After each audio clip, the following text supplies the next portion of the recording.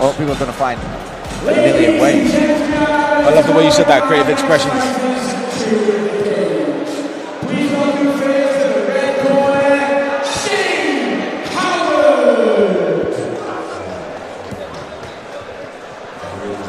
Back to the big boys. We've seen Shane Howard fight before. He's fought plenty of times in Kingdom. He's got a lot of heart.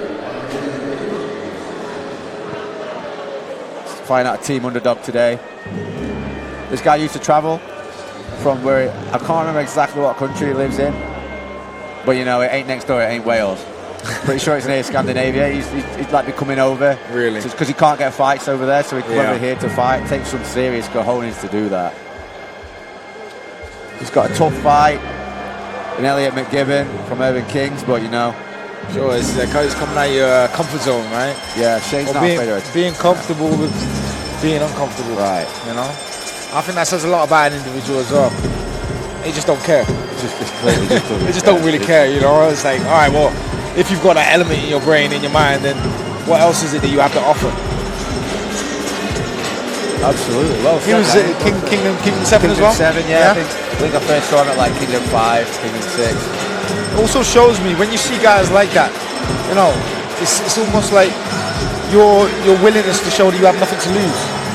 If I have nothing to lose, then it means I can be my freest self. If I can be my freest self, then you're going to see the best performance out of me as of so far. Team underdog, right? Nothing to lose. Team underdog, it says it, wouldn't it? Yeah. I think I was listening to a Dan Henderson audiobook earlier. Yeah. And he said he always used to enjoy being the underdog because he felt like he could just fight then and with like no expectation on him, and he could prove everybody wrong. And that's coming from Hendo, that's been one of the best in the world. Yeah, and there's a lot to be said for that. Yeah, no, I fully agree with that. My position in the moment was going over to Brussels and Belgium and Brussels to go and fight one of their biggest prospects. You know, it's the same as that. I know, been over to Germany, beat Germans, been over to Russia, beat Russians. It's what I relish in. It's what makes the best version of myself. So if you're wired that way, if you're okay with that, if that is what, you know, ultimately you want to use as a tool to produce the best version of yourself, then so be it. Well said, because I suppose for a lot of fans at home, that's quite a strange concept. You're probably thinking, if I'm going to fight somebody, I want to be like this massive favourite and no one's guaranteed to win, but you know, it don't work like that. Yeah, put me like way off the mark, right? Yeah. All the odds against you. But I think that's also the special element of what fighting is, right? It's like you want to prove to yourself and to everyone what you're capable of in the greatest order, in the highest fashion. It's like, how are you going to do that? All right, well, let's make it less favourable. Well, here we are making his way to the cage. Elliot McGibbon fighting out Urban Kings. Urban Kings, a gym we've seen a lot of on Kingdom, and this is the first time I've seen Elliot McGibbon fight on Kingdom. But Urban Kings, they always come with a lot of heavy Muay Thai influence striking. They've got grappling as well, but these guys, if they're known for anything, it's known for the fact they can knock people out. So I'm really excited to see what Elliot McGibbon's bringing into the show. A really cool thing as well is I'm from the Midlands, you know, like just underneath Yorkshire, moved to Yorkshire. Where we grew up, there weren't really any MMA scene. We'd always be looking at these gyms from around the country, if you could, and you'd always see the likes of Urban Kings popping up. I think they're actually well known as well, though. It's like the name's been around for a while. The gym's been established for a while. I think Urban Kings is one of the staple kind of gyms normally that, you know, UK represents the UK. We've seen people come from the gym. We've seen them have plenty of fighters just over the time, over the era of MMA, and then obviously the combat sport. So, like I say, it's not like they're one of these pop-up gyms that have only just been established. They've been around for some time, you know.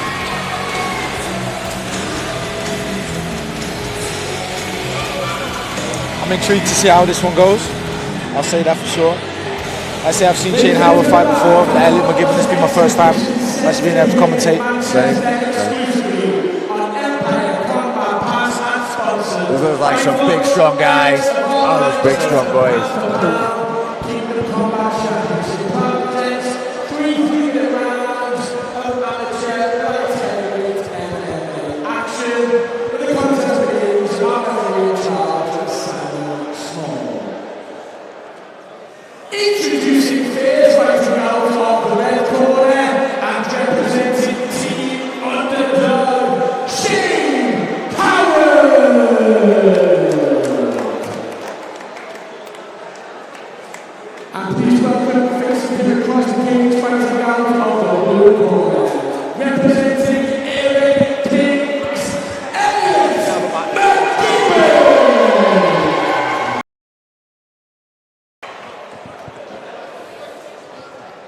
Here we go, guys.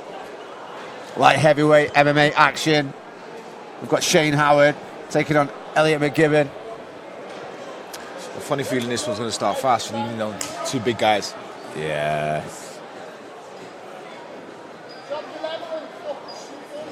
Beautiful bouncy stance there from Elliot McGibbon. Very floaty for a light heavyweight. Yeah. Two unanswered low kicks as well.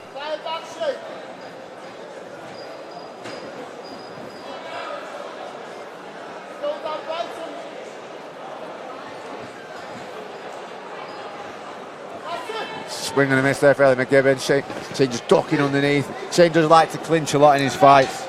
Just like to use the cage. Literally just about to say that. I'd like to see him starting to establish his head position here, try and get in the well of the neck, bottom of his chin. I remember from Kingdom 7, last seen Shane, and he's out in, you know, he grappled a lot there. He found a lot of success there as well. Oh, beautiful. Head kick off the break. Oh! Good sprawl there from Elliot McGibbon. Two nasty kicks. That's what I was saying earlier about the Urban Kings guys. They've got an exciting style of striking. You mentioned about the kickboxing on the walkout, didn't you? Yeah, I've seen some nice finishes from those guys. And the thing is, that becomes a culture in the gym, doesn't it? Yeah, definitely. Yeah. They have a certain type of vibe, and then it seems to, you know, flow through the talent as it comes up through. Can he step over to the back here? It's going to be a difficult position. Elliot McGibbon, if he swings his leg over, he can get an armbar. If he swings his leg over, get the armbar, driving the hips in. Yeah. That's it, and also wrote. And listen, you used to talk about power to rate ratio, that leverage that you can have on someone's arm who is that long and rangy like Shane at that point. Probably very easy to snap an arm. But a lot of arm to grab and a lot of arm to pull, right? Exactly. Crazy leverage. I really enjoyed the composure there at Elliot McGibbon. Really relaxed from the start to finish of that fight. That head kick, then you see him just catch him with the toes if that would have been a couple of inches in.